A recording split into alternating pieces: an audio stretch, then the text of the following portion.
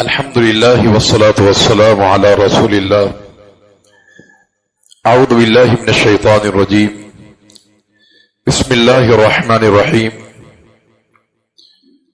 اتل ما اوحی الیک من الکتاب واقم الصلاة ان الصلاة تنہی عن الفحشاء والمنکر ولذکر اللہ اکبر واللہ یعلم ما تصنعون. 21واں پارہ ہے اور سورہ عنکبوت جاری ہے. کل کے درس میں یہ بات بیان کی گئی تھی کہ سورہ عنکبوت کا جو بنیادی مضمون وہ یہ ہے کہ جب ایک انسان اسلام قبول کرتا ہے تو اس پر مصائب، تکالیف، آزمائشیں آیا کرتی ہیں. الف لام میم احسب الناس ان یترکوا ان یقولوا آمنا. کیا لوگوں نے یہ سمجھ لیا ہے کہ ہم اللہ پر ایمان لے آئے اور ہماری آزمائش نہیں کی جائے گی؟ ایسا نہیں ہوتا ہے. تو اس سورت کا جو بنیادی مضمون ہے وہ ہے مصائب اور آزمائشیں. اور یہ آزمائشیں انبیاء پر بھی آئی، جس کی وجہ سے انبیاء علیہ السلام نے اللہ تعالی کی خاطر اپنا وطن بھی چھوڑا، جیسا کہ ابراہیم علیہ السلام کا واقعہ یہاں ذکر کیا گیا ہے، اور اسی طرح لوط علیہ السلام کا واقعہ بھی، اور خود نبی کریم صلی اللہ علیہ وسلم نے بھی دین اسلام کی خاطر اپنا وطن چھوڑ دیا تھا. تو 21 پارے کے آغاز میں اللہ تعالی نے یہ بات ارشاد فرمائی ہے کہ جب انسان پر تکلیف آتی ہے، مصیبت آتی ہے اسلام کی خاطر، تو اس کا مقابلہ کس طرح کیا جائے، باطل کے سامنے کس طرح انسان کھڑا ہو، تو اس میں کس طرح وہ صلاحیت پیدا ہوگی کہ آنے والے مصائب کو، تکالیف کو وہ برداشت کر سکے. تو اس بارے کے آغاز میں اللہ تعالیٰ نے 3 چیزیں بیان فرمائی ہیں. اگر وہ انسان 3 چیزیں اختیار کر لیتا ہے تو زندگی میں آنے والے جتنے بھی مصائب اور تکالیف ہیں انسان ان کو سہ لیتا ہے، برداشت کر لیتا ہے. پہلی چیز بیان کی اتل ما اوحی الیک من الکتاب، کتاب اللہ کی تلاوت، قرآن کی تلاوت، قرآن کے معنی پر غور، تدبر. یہ ایک ایسا عمل ہے کہ جو انسان قرآن پڑھتا ہے تو اس کے اندر وہ صلاحیت پیدا ہو جاتی ہے کہ وہ باطل کا مقابلہ کر سکتا ہے اور آنے والی مصائب پر وہ صبر کر سکتا ہے. تو قرآن کی تلاوت اور اس کے معنی پر غور کرنا. نمبر 2 واقم الصلاۃ، نماز کی اقامت الصلاۃ. یہ بھی عظیم الشان عمل ہے کہ جس کی وجہ سے انسان میں وہ صلاحیت پیدا ہوتی ہے کہ انسان مصائب اور آلام پر صبر کر سکتا ہے، برداشت کر سکتا ہے. نمبر 3 وَلَذِكْرُ اللَّهِ اکبر، اللہ تعالیٰ کا ذکر، اللہ تعالیٰ کو یاد کرنا. ذکر اللہ بھی ایسا عظیم الشان عمل ہے کہ جس کے بدولت انسان میں صبر اور تحمل اور مصائب کو برداشت کرنے کی صلاحیت پیدا ہو جاتی ہے. اور یہ تمام چیزیں مجرب ہیں. یہ قرآن پڑھنے والا شخص، نماز پڑھنے والا اور ذکر اللہ کرنے والا شخص بڑے بڑے مصائب اور تکالیف کو برداشت کر لیتا ہے. تو یہ 3 چیزیں انسان میں صلاحیت پیدا کرتی ہیں. اور یہاں ایک بات اور بیان کی ہے کہ ان الصلاۃ تنہی عن الفحشاء والمنکر، نماز انسان کو روکتی ہے فحشاء سے اور منکر سے. فحشاء کا معنی ہوتا ہے ایسے گناہ کہ جس کو دل چاہتا ہے کرنے کو، یعنی ایسے گناہ کہ انسان کا دل چاہے کہ میں یہ گناہ کروں. ایسے گناہوں کو عربی زبان میں فحشاء کہا جاتا ہے. منکر وہ گناہ ہوتے ہیں جو انسان کی عقل کے خلاف بھی ہو اور انسان کی جو فطرت سلیمہ ہے اس کے خلاف جو گناہ ہو اسے منکر کہا جاتا ہے. مثلا لواطت کا عمل جو ہے، ہم جن بستے کا جو عمل ہے یہ ہے گناہ لیکن عقل کے خلاف ہے. یہ انسان کی جو فطرت سلیمہ ہے اس کے خلاف ہے، یہ کیونکہ یہ کام جانور نہیں کرتے ہیں. تو منکر ایسے گناہوں کہا جاتا ہے کہ جو انسان کی عقول کے خلاف ہو اور انسان کی جو فطرت سلیمہ ہے اس کے خلاف جو گناہ ہوتا ہے اسے منکر کہا جاتا ہے. تو قرآن نے یہ فائدہ بیان کیا ہے کہ نماز انسان کو بے حیائی سے اور فحش کاموں سے روکتی ہے۔ مسند احمد میں رسول اللہ صلی اللہ علیہ وسلم کے زمانے کے ایک واقعہ موجود ہے۔ صحابہ نے کہا اللہ کے پیغمبر ان فلانا یصلی باللیل، ایک شخص رات کو نمازیں پڑھتا ہے لیکن فاذا اصبح سرق، لیکن جب دن چڑھتا ہے صبح ہوتی ہے چوری کرتا ہے وہ۔ فرمایا کہ فانه سينهاه ما تقول، فرمایا کہ عن قریب وہ انسان اپنے اس عمل سے باز آ جائے گا، اس کی نماز اس کو اس کام سے روک دے گی۔ اور پھر ایسا ہی ہوا تو ان الصلاۃ، نماز انسان کو بے حیائی سے روکنے والی ہے، برے کاموں سے روکنے والی ہے۔ اگر ذہن میں یہ سوال پیدا ہو کہ ہم 5 وقت نمازیں بھی ادا کرتے ہیں لیکن پھر بھی گناہوں سے ہمارا دامن محفوظ نہیں ہوتا ہے، تو بات یہ ہے کہ انسان نماز کو ادا کرے اس کے تمام آداب کے ساتھ، اس کے جو ارکان ہیں اس کے ساتھ سنت کے مطابق ادا کرے، خشوع کے ساتھ ادا کرے، وقت پر ادا کرے، با جماعت ادا کرے۔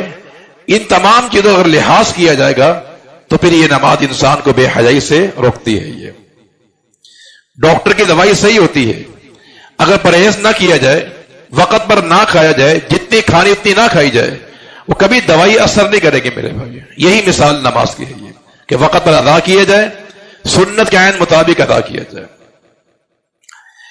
اس کے بعد اہل کتاب سے مجادلہ، اگر آپ کو اہل کتاب سے مباحثہ کرنا پڑے، اس کا ایک اصول بیان کیا گیا ہے کہ وَلَا تُجَادِلُوا أَهْلَ الْكِتَابِ إِلَّا بِالَّتِي هِيَ أَحْسَنُ، اہل کتاب سے جب بھی تم نے مجادلہ کرنا ہو، بحث کرنی ہو، تو احسن طریقے سے کیا جائے۔ دیکھیں اہل کتاب سے جب بھی انسان بحث کرے تو آغاز ایسے نقطے سے کیا جائے جس میں دونوں کا اتفاق ہو۔ اگر اہل کتاب سے یہود و نصارہ سے آپ کو بحث کرنی پڑے تو اس نقاط پر کی جائے جس میں ہم سب کا اتفاق ہو، بعد میں اختلافی بات کی جائے، آغاز اتحادی بات سے ہونا چاہیے۔ جیسا کہ العالمین کا ارشاد ہے کہ قل یا الکتاب تعالوا الی کلمۃ سواء بیننا وبینکم، اے اہل کتاب آؤ ایسے کلمے کی طرف جو ہم میں تم میں برابر ہے۔ تو اتحادی نقاط سے جو ہے اپنے گفتگو کا آغاز کرنا چاہیے۔ اس کے بعد نبی کریم صلی اللہ علیہ وسلم کی نبوت کی صداقت کا ذکر کیا ہے کہ وما كنت تتلو من قبله من کتاب ولا تخطه بيمينك، اے میرے پیغمبر آپ اس سے پہلے، ان نبوت سے قبل 40 سال کا جو عرصہ ہے، اس میں بھی آپ لکھنا نہیں جانتے تھے اور نہ لکھا ہوا پڑھ سکتے تھے۔ اگر ایسا ہوتا تو یہ لوگ بھی شک کرتے۔ دیکھیں آپ صلی اللہ علیہ وسلم کا امی ہونا یہ آپ کے نبی کے سچے ہونے کی دلیل ہے۔ یہ ان پڑھ ہونا، نہ لکھنا اور نہ لکھا ہوا پڑھنا، یہ اللہ کے پیغمبر کی صداقت کی دلیل ہے۔ یہ کہ ایک انسان کہ جو امی ہے، اس کو پڑھنا نہیں آتا، لکھنا نہیں آتا ہے، لیکن پوری دنیا کا استاد بن گیا وہ، اور ایک ایسی کتاب پیش کی ہے جو فصاحت اور بلاغت میں ختم اس پر جو ہے۔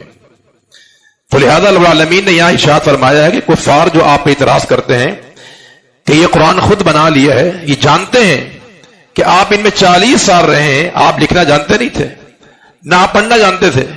تو جو انسان نہ پڑھ سکتا ہو نہ لکھ سکتا ہو، وہ ایسی عظیم و شان کتاب پیش کرے تو یہ پیغمبر کی صداقت کی دلیل ہے۔ یہ اگرچہ بعض لوگوں نے یہ سمجھا ہے کہ اللہ کے پیغمبر کے جو 40 سالہ پہلا دور تھا اس میں آپ امی تھے، لیکن جو 23 سال کا عرصہ تھا اس میں آپ امی نہیں تھے۔ یہ بعض مسلمانوں نے دعویٰ کیا یہ والا، اور یہ دعویٰ محض محبت کی بنیاد پر کیا ہے۔ لیکن سوچنے کی بات یہ ہے کہ اللہ کے پیغمبر کا امی ہونا ہی یہ آپ کی شان کی دلیل ہے، جیسے کہ میں نے بتایا آپ کو کہ ایک انسان امی ہو اور وہ عظیم و شان کتاب کو پیش کر دے اور پوری دنیا کا استاد بن جائے۔ یہ اس کے بعد سورۃ الروم ہے۔ سورۃ الروم کے شروع میں اللہ تعالیٰ نے 2 پیشن گوئیاں بیان فرمائی ہے کہ مدینہ منورہ کے پڑوس میں ملک شام تھا، ملک شام پر ایران نے حملہ کر دیا۔ آتش پرست جو مجوسی تھے انہوں نے ملک شام پر حملہ کیا، اور جو عیسائی تھے اہل کتاب ان کے ہزاروں بندے قتل کر دیے۔ اور ادھر مکہ المکرمہ میں کفار بڑی خوشیاں منا رہے تھے اور مسلمانوں کو کہہ رہے تھے کہ جیسے رومی مغلوب کیے گئے ہیں، ایسا وقت آنے والا ہے کہ تم بھی مغلوب کیے جاؤ گے۔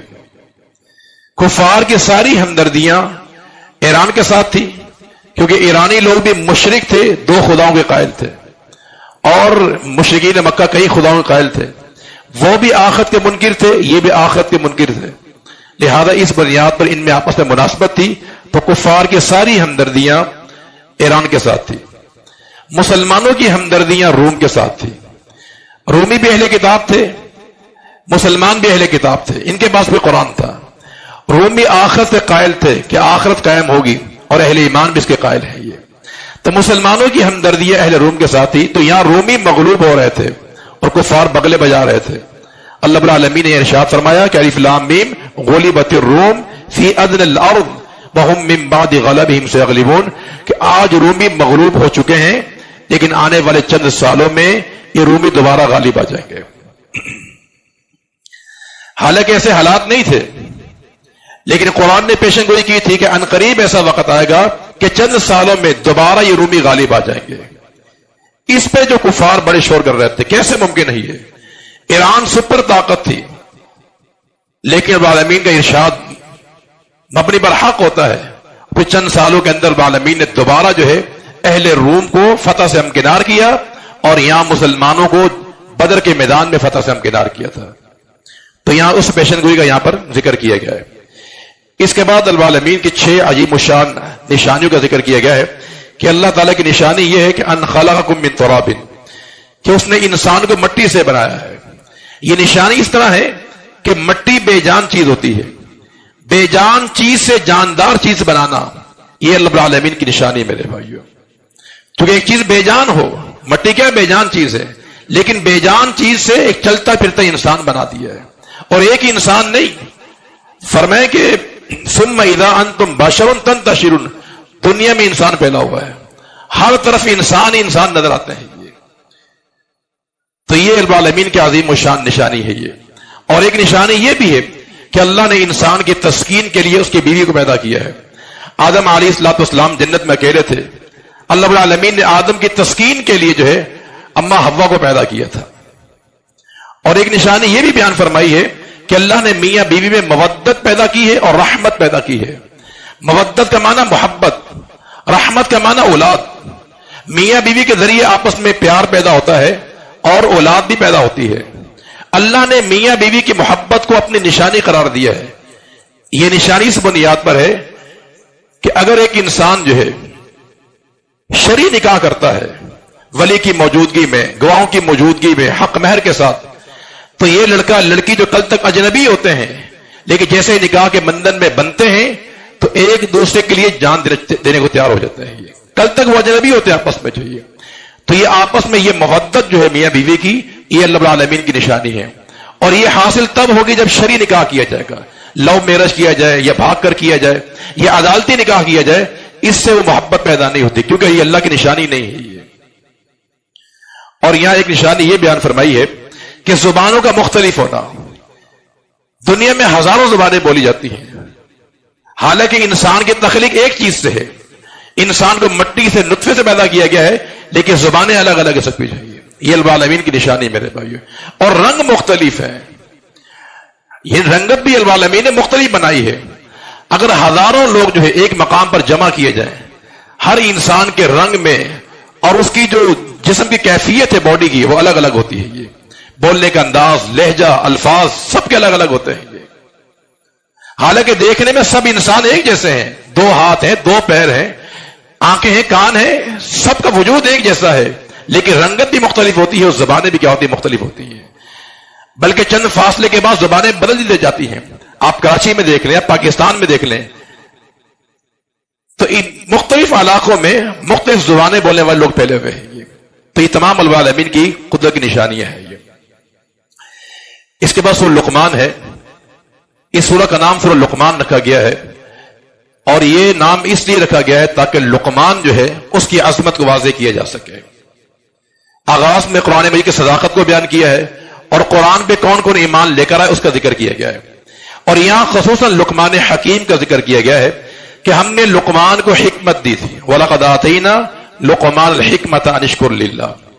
یہ لقمان کون تھے؟ اس کے بارے میں مفسرین کا اس پہ اتفاق ہے کہ کان رجلا صالحا حکیما ولم یکن نبیّا، یہ نبی نہیں تھے، ایک دنا، ایک عقل مند انسان تھے. یہ یہاں ان کی وصیتوں کا ذکر کیا گیا ہے جو انہوں نے اپنے بیٹے سے وصیت کی تھی کہ یا بنی لا تشرک باللہ، اے میرے پیارے بیٹے شرک نہیں کرنا ہے. لقمان حکیم کا واقعہ اس لیے بیان کیا گیا ہے کہ حجاز کی سرزمین میں لوگ لقمان کو دنا سمجھتے تھے کہ لقمان جو ہے بڑا دنا عقل مند آدمی ہے، اور اس کا بڑا چرچا مشہور تھا حجاز کے اندر، عرب کے اندر جو ہے. اللہ نے یہ بات بیان ارشاد فرمائی ہے کہ صرف انبیاء علیہ الصلوۃ والسلام ہی توحید کی دعوت نہیں دیتے، بلکہ جو بھی دنیا کا دنا انسان آیا ہے وہ بھی توحید کی دعوت دیتا رہا ہے. تو لہذا العالمین نے حکیم کا قول پیش کر کے سمجھایا یہ ہے عقلی طور پر کہ دنیا میں پیدا ہونے والا ہر دنا انسان، عقل مند انسان بھی توحید پرست تھا. تو یا بنی لا تشرک باللہ. اور یہاں یہ بات بھی معلوم ہوتی ہے لقمان کے قول سے کہ انسان کو مخاطب کو محبت سے دعوت دینی چاہیے. یا بنیا، اے میرے پیارے بیٹے.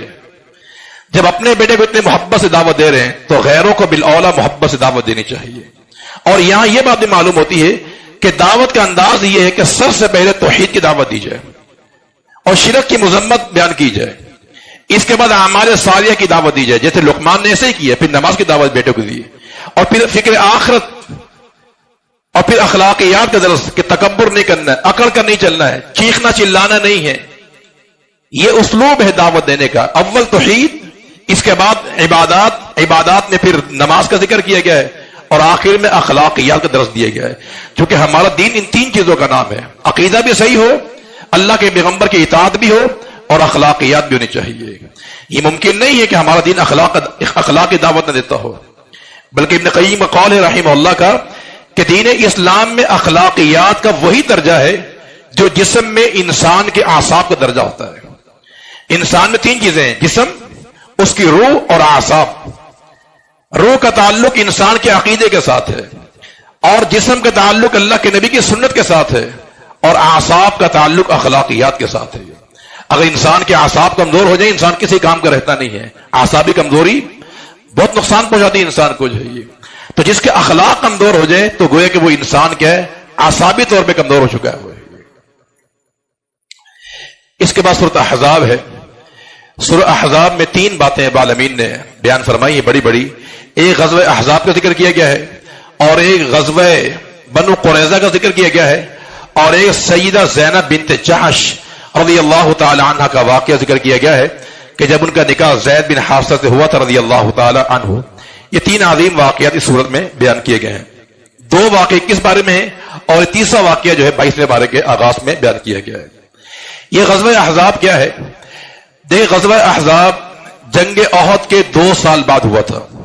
جنگ احد جو ہے یہ سن 3 ہجری میں ہوئی تھی، اور شوال کے مہینے میں. غزوہ احزاب جو ہے یہ 5 ہجری میں ہوا تھا، اور یہ بھی شوال کے مہینے میں ہوا تھا. اس کا پس منظر کچھ یوں ہے کہ غزوہ احد کے بعد جو ہے کفار نے مسلمانوں کو بڑا تنگ کیا، بہت پریشان کیا ہوا تھا. غزوہ احد کے بعد ایک قبیلہ تھا عزل قبیلہ، اس نے 10 مسلمانوں کو شہید کیا، 4 کو پکڑ کے فروخت کر دیا تھا. ایک قبیلہ سے بنو عامرہ جس نے 70 قراء بئر معونہ کے مقام پر اسے شہید کر دیے تھے. بالآخر نبی کریم صلی اللہ علیہ وسلم نے جب یہ یہودی یہ سازشیں کر رہے تھے تو آپ نے ایک قبیلہ تھا بنو نذیر، اسے آپ نے مدینہ سے جلا وطن کر دیا تھا. جب وہ جلا وطن ہوا انہوں نے ملاقات کی کفار مکہ سے جا کر، ابو سفیان سے ملاقات کی اور کہا کہ ہماری ساری حمایتیں آپ کے ساتھ ہیں، آپ مدینہ پہ حملہ کر دیں. اس موقع پہ ابو سفیان نے یہود سے مل کر 10,000 کا لشکر تیار کیا تھا. بنو غطفان تھا، بنو حذیل، بڑے بڑے قبائل اس کے اندر جمع ہوئے تھے، اس لیے اسے احزاب کہا جاتا ہے. احزاب کا معنی پارٹیاں، جماعتیں، گروہ، قبائل. تو 10,000 کا لشکر لے کر یہ مدینہ پہ چڑھائی کی تھی انہوں نے. یہ چڑھائی سن 5 ہجری کے اندر ہوئی تھی، اور قرآن نے اس کا نقشہ ایسا کھینچا ہے، فرمایا کہ وَإِذْ زَاغَتِ الْأَبْصَارُ وَبَلَغَتِ الْقُلُوبُ الْحَنَاجِرَ وَتَظُنُّونَ بِاللَّهِ الظُّنُونَ. اے مسلمانوں تمہاری حالت یہ تھی کہ تمہاری آنکھیں پھترا چکی تھی، آنکھیں کھلی کھلی رہ گئی تھی تمہارے کلیجے حلق میں آ چکے تھے. اور واقعتاً ایسا ہی تھا. وہ اس لیے کہ جب یہ 10,000 کا لشکر آیا تھا مدینہ پہ چڑھائی کرنے کے لیے، ان کا انداز بڑا خطرناک تھا. مشرقی جانب سے بھی آیا تھا، مغربی جانب سے بھی آیا تھا اور جنوب کی جانب سے بھی آیا تھا. 3 اطراف سے انہوں نے مدینہ کو گھیرا ہوا تھا. یہ یقینی بات ہے، ان کی تعداد 10,000 تھی، مسلمانوں کی تعداد 3,000 تھی. اور پھر حالات یہ ہو تو اس موقع پہ اللہ کے پیغمبر بڑے پریشان تھے، صحابہ کرام بھی بڑے پریشان تھے. تو پھر سلمان فارسی رضی اللہ تعالی عنہ نے اللہ کے پیغمبر کو مشورہ دیا تھا کہ اگر ہمارے یہاں کبھی ایسا ہوتا تھا تو ہم اپنے دفاع کے لیے خندق کھودا کرتے تھے. تو سلمان فارسی رضی اللہ تعالی عنہ کی مشاورت پر خندق کھودی گئی تھی. اس کا بڑا فائدہ ہوا کہ دشمن ادھر نہیں آ سکا. پھر 1 مہینے کا محاصرہ ہوا، لیکن کسی میں ہمت نہیں تھی کہ یہاں آ سکے. ہوا بالآخر 1 مہینے کے طویل عرصے کے بعد اللہ العالمین نے پھر مدد فرمائی. ایک تیز آندھی بھیجی گئی اور آندھی آئی بھی کفار پر تھی. ان کے خیمے اکھڑ گئے، ان کے جانور بھاگ گئے، ہنڈیاں ان کی الٹ دی گئی، وہ بھاگنے پہ مجبور ہوئے. اس موقع پہ اللہ کے نبی نے فرمایا تھا نصرت بالرعب، نصرت بالصبا، فرمایا کہ میری مدد کی گئی ہے مشرقی ہوا کے ساتھ، اور عادی فرمایا کہ قوم عاد کو ہلاکی گئی دبور کے ساتھ جو مغربی ہوا ہوتی ہے. تو ایسے ہی کفار مکہ کو العالمین نے اس موقع پر تباہ برباد کیا تھا. تو 10,000 کا لشکر شکست کھا گیا اور وہاں سے بھاگنے پہ مجبور ہوا. یہ العالمین نے اس موقع پر مدد فرمائی تھی. یہ غزوہ احزاب کا میں نے کچھ پس منظر آپ کو بیان کیا ہے. دوسرا غزوہ قریظہ تھا، اس کا ذکر بھی یہاں کیا گیا ہے. اس کی تفصیل کچھ یوں ہے کہ بنو قریظہ یہ بھی یہودی قبیلہ تھا، لیکن یہ مسلمانوں کا حمایتی تھا، حلیف تھا مسلمانوں کا. لیکن اس نے اس موقع پہ آ کر جب جنگ احزاب ہوئی تو اس نے اس موقع پہ آ کر مسلمانوں سے معاہدہ توڑ دیا تھا. اسے یہ تھا کہ آج مسلمان مٹ جائیں، ختم ہو جائیں گے، لہذا اس نے معاہدہ توڑ دیا تھا اور وہ بھی اس میں شامل ہوا تھا احزاب کے اندر. اللہ کے نبی کو اس بات کا علم نہیں تھا. آپ جب احزاب سے واپس آئے خندق سے، آپ نے اسلحہ اتار دیا تھا. اسی وقت فرشتہ آپ کے پاس آئے گا اللہ کے پیغمبر آپ نے اسلحہ اتار دیا ہے، جبکہ ملائکہ نے اسلحہ نہیں اتارا ابھی تک. اب آپ نے کوچ کرنا ہے بنو قریظہ کی طرف. انہوں نے ہمارا جو معاہدہ تھا وہ توڑ دیا ہے. تو اللہ کے پیغمبر نے فرمایا صحابہ لا تصلین العصر الا فی بنی قریظہ، آج عصر کی نماز تم نے بنو قریظہ میں جا کے ادا کرنی ہے. صحابہ کرام پہ نکلے، یہ نہیں کہ ابھی تھکے ہوئے آئے ہیں، 1 مہینے کا محاصرہ ہم نے کیا، نہیں، اسی دن اسی وقت وہاں سے نکلتے ہیں اور جا کر بنو قریظہ کا محاصرہ کیا. یہ بھی 1 ماہ پر مشتمل تھا. بالآخر وہ لوگ اس پہ راضی ہوئے کہ ہمارے بارے میں جو فیصلہ سعد بن معاذ کریں گے رضی اللہ تعالیٰ عنہ ہمیں قبول ہے. تو سعد بن معاذ نے وہ فیصلہ کیا تھا جو عرش پر پروردگار نے فیصلہ کیا تھا کہ ان کے نوجوان قتل کر دیے جائے اور ان کے بچوں کو، عورتوں کو لوڈی بنا لیا جائے، غلام بنا لیا جائے. اور یہاں عالمین نے ایک مسئلہ یہ بھی بیان کیا ہے، زمانہ جاہلیت کی کچھ رسومات کا بھی یہاں رد کیا گیا ہے کہ زمانہ جاہلیت میں جو متبنہ ہوتا تھا، منہ بولا بیٹا، اسے لوگ حقیقی سمجھا کرتے تھے، اور اس کی جو بیوی ہوتی تھی اسے سگی بہو سمجھا کرتے، اسے نکاح کرنے کو حرام سمجھتے تھے. یہاں اس کی اصلاح کی گئی ہے کہ میرے پیغمبر آپ ان کو بتا دیجئے کہ اصل بیٹا وہ ہوتا ہے جو سلبی ہوتا ہے. یہ جو متبنہ ہوتا ہے، لے کے پالا جاتا ہے، لے پالک جو ہوتا ہے، یہ حقیقی بیٹا نہیں ہوتا ہے، اس میں میراث جاری نہیں ہوتی ہے. اور جو متبنہ ہوتا ہے، لے پالک بیٹا، اس کی بیوی سے نکاح کرنا بھی جائز ہے. اور یہ تمام رسومات کی تردید کی گئی اور اس کے لیے اللہ کے پیغمبر کا انتخاب کیا گیا تھا کہ آپ نے سب سے پہلے جو ہے متبنہ لے پالک بیٹے کی بیوی سے آپ نے نکاح کیا تھا، یہ تاکہ وہ جو رسم جاہلیت اس کا خاتمہ کیا جا سکے. اور آخر میں یہ بات ارشاد فرمائی ہے کہ النبی اولا بالمؤمنین من انفسہم وازواجہ امہاتہم. فرمایا کہ پیغمبر کے دو چیزیں ہیں. فرمایا کہ نبی جو ہے مومنوں کو ان کی جان سے زیادہ عزیز ہونا چاہیے. النبی اولا بالمؤمنین من انفسہم، نبی صلی اللہ علیہ وسلم اہل ایمان کو زیادہ عزیز ہو اپنی جان سے، اپنی جان قربان کر دے. پیغمبر کی ذات پر کوئی حرج نہیں آنا چاہیے. تبھی امیر عمر کو آپ نے فرمایا تھا عمر اگر تو مجھ پر جان سے زیادہ ایمان نہیں لے کر آئے گا، عزیز نہیں جانے گا، تیرا ایمان مکمل نہیں ہوا. ایمان تب مکمل ہوگا کہ اپنی جان سے زیادہ مجھے عزیز سمجھو. تو یہ اللہ کے پیغمبر کی ہم پر پیغمبر کا حق بنتا ہے کہ ہم آپ صلی اللہ علیہ وسلم کو اپنی جان سے زیادہ عزیز سمجھیں. وہ اس لیے کہ جتنی مہربانی، جتنی شفقت، جتنا پیار، جتنی ہمدردی اللہ کے پیغمبر نے ہمارے ساتھ کی ہے، تو ہمارا حق بنتا ہے، پیغمبر کا حق بنتا ہے کہ آپ کو اپنی جان سے زیادہ عزیز سمجھا جائے.